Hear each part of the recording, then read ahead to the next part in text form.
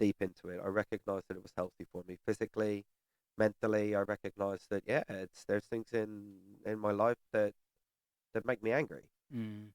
but I can't take that anger out on those things. It wouldn't be right to do so.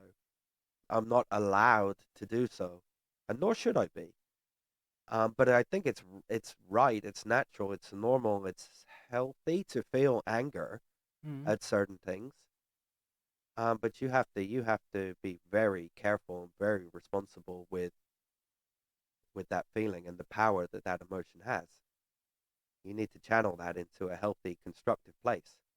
If you don't have control over that, it'll get you arrested. Yeah. It'll get you put in prison. It'll get you in street fights. It'll have you hurting yourself. Um, so anger is normal.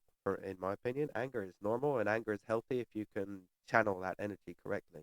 And on the spectrum of anger, would you say that you fall more towards naturally quite like an angry person or naturally a more relaxed person? I would say I'm relaxed, but there's a lot of things that make me angry. Mm. And I think it's right. Like if you see somebody dropping litter in the street, then and if that doesn't anger you, then I would question why do you not feel angry about that? That's something that doesn't need to happen, that shouldn't happen, that is very easily avoidable. And if you're not having a response to that, to the action of that other person, then really I think you need to question your own ethics and morality. And But that's just a small example of dropping litter. yeah, yeah. There's hundreds of things that should make us angry. But then I suppose, Climate change, war. but Ugh. then I suppose though it's like you mentioned, it's how you channel that anger. Do you experience momentary anger, and then that anger dissipates as you process and understand the situation, or does that anger at someone dropping litter last all week? I suppose that's when the difference is, I think that depends on the severity of the problem that you're witnessing.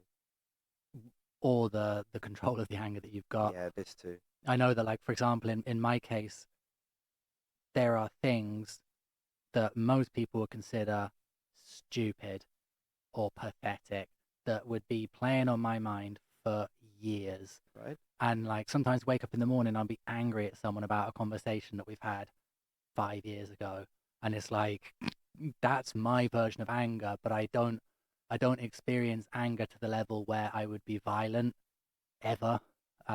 Whereas I played rugby for many years. I've just started again, but and also doing martial arts and seeing there are some people who will switch, and you can see people switch, and rage fills them, Yeah, that's. and that's it's really scary to witness. But it always made me curious as to what that feeling is like, because you literally see their eyes change, Uh huh. and they are not That themselves. happens to me. That happens to you. Yeah, but you have to learn how to control that. Yeah, because that's something that it's always fascinated me in just a human expression of emotion. That has fascinated me. I've seen it happen many times, but I've never experienced that. And there are certain people who you can tell have got rage inside of them, and a lot of those people tend to turn to martial arts because that's how you learn to control that You rage, channel it. and you channel it. You put it into a box and you save it for an appropriate time. Yeah, for And you moments when you're allowed to do that, and your or opponent you agrees take it it. out on an inanimate object. That's what kicking bags are for. Yeah, yeah. Like I really don't want to do that to people, even though maybe you could argue that some of them deserve it. I don't want to do that to somebody. It's not nice. It's not the vision that you want to create for the world.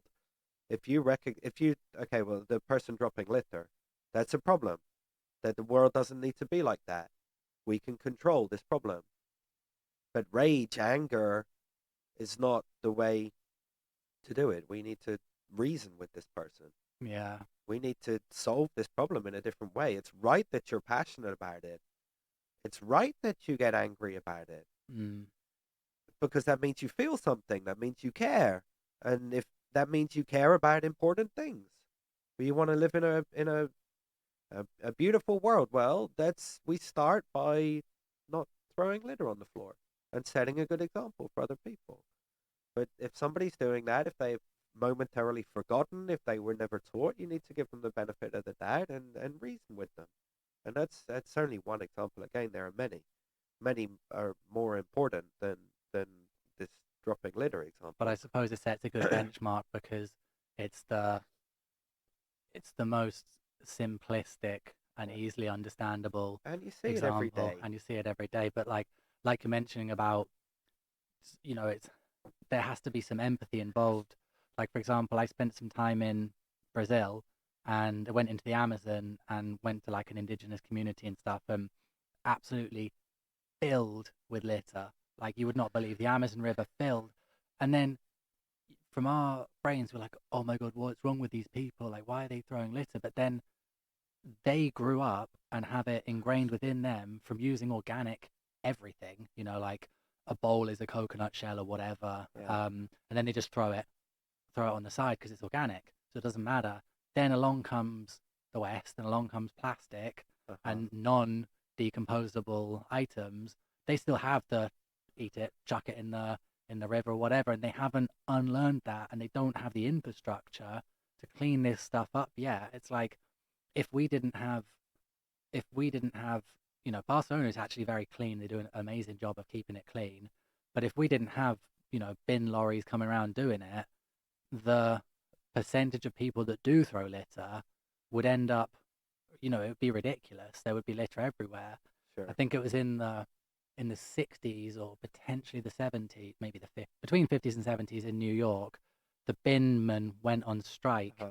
and within a very short space of time, the city was absolutely overflowing Of with course. litter, and it's just like, whoa.